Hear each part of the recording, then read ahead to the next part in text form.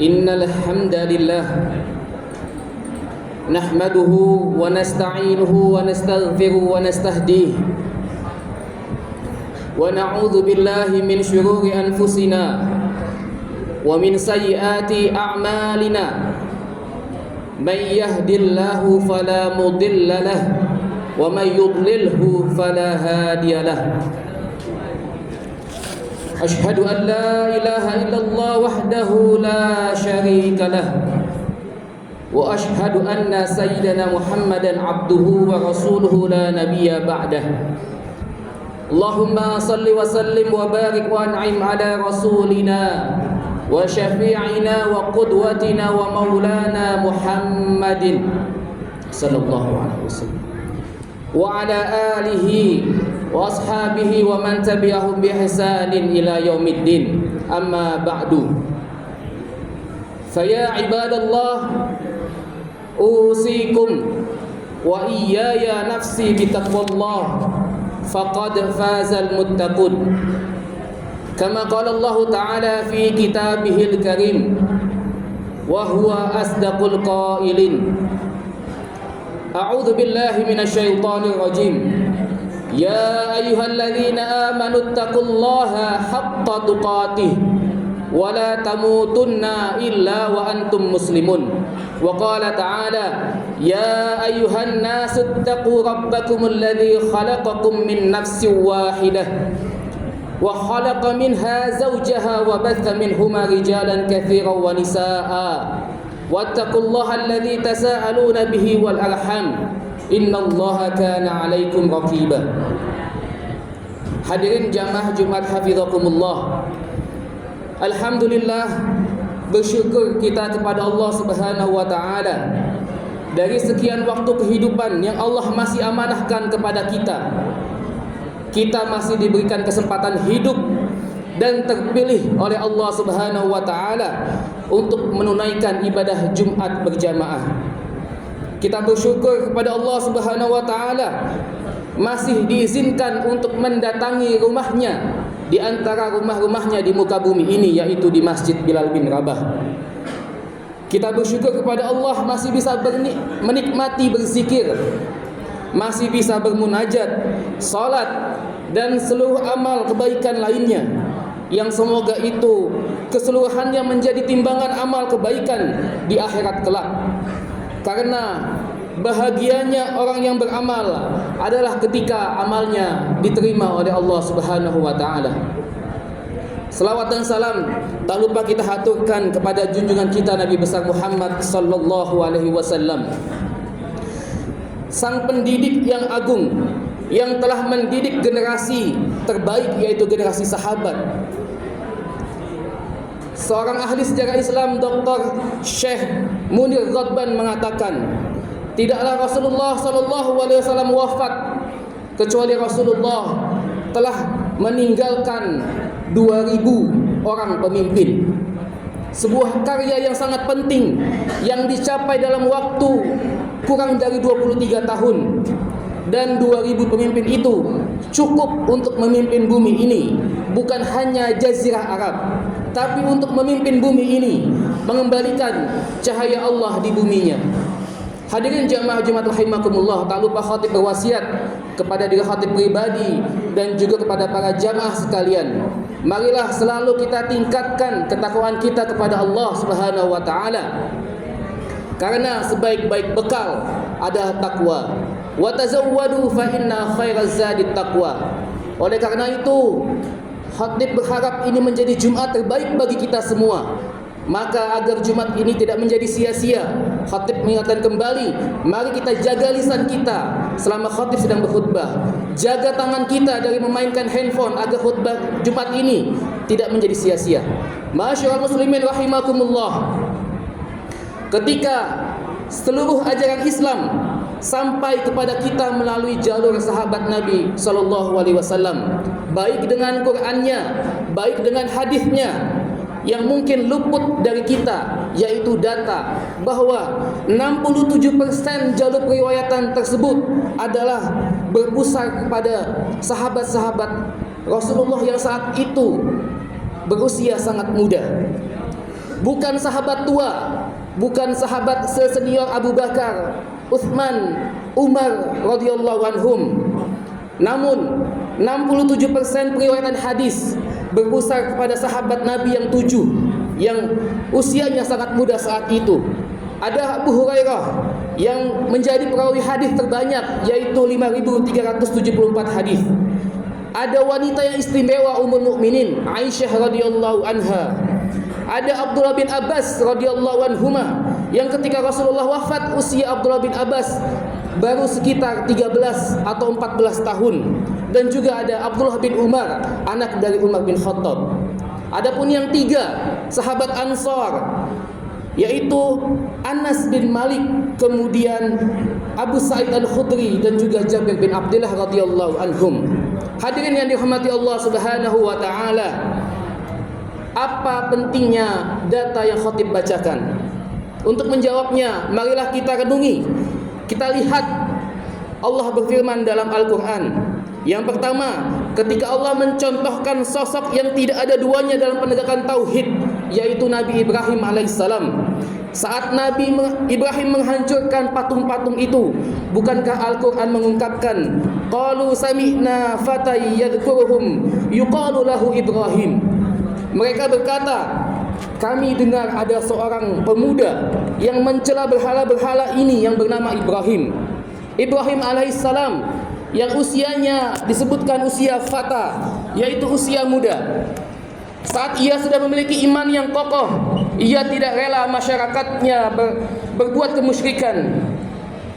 Dengan kesadarannya yang penuh, ia hancurkan berhala-berhala tersebut dengan resiko ia mendapatkan hukuman yang berat. Dan terbukti Ibrahim alaihissalam dihukum dibakar oleh Raja Namrud. Kemudian begitu juga dengan kisah Ashabul Ukhdud, di mana suatu kaum dilempar satu persatu ke dalam parit karena mereka beriman kepada Allah. Wa ma naqamu minhum illa ayyuminu billahil azizil hamid. Dan mereka tidak menyiksa orang-orang mukmin itu melainkan karena orang mukmin itu beriman kepada Allah Subhanahu wa taala. Pun sama yang terjadi saat ini kepada umat Islam. Tidaklah mereka yang membenci Islam, membenci karena bisnisnya, membenci karena harta muslimin, tidak.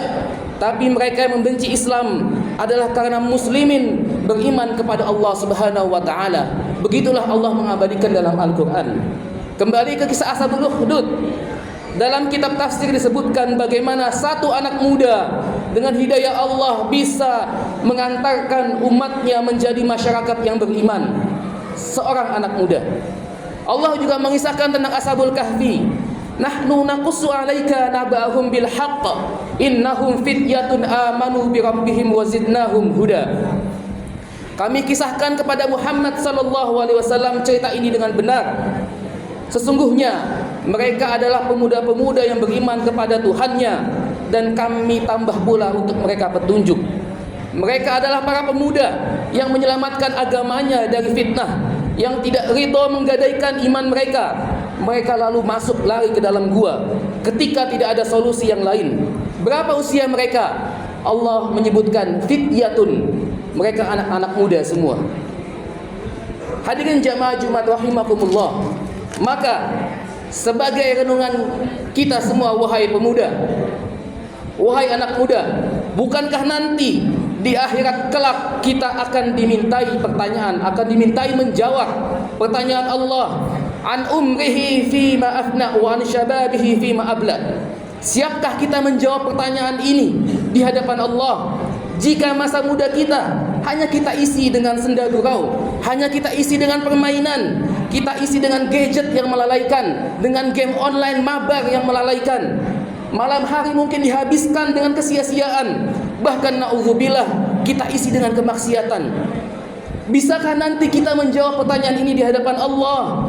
Kemana usiamu diselesaikan? Kemana masa mudamu dihabiskan? Maka jadikanlah ini renungan, wahai para pemuda, karena inilah usia yang khusus ditanyakan oleh Allah Subhanahu wa taala. Karena inilah usia yang disebutkan sebagai kekuatan di antara dua kelemahan, yaitu usia muda.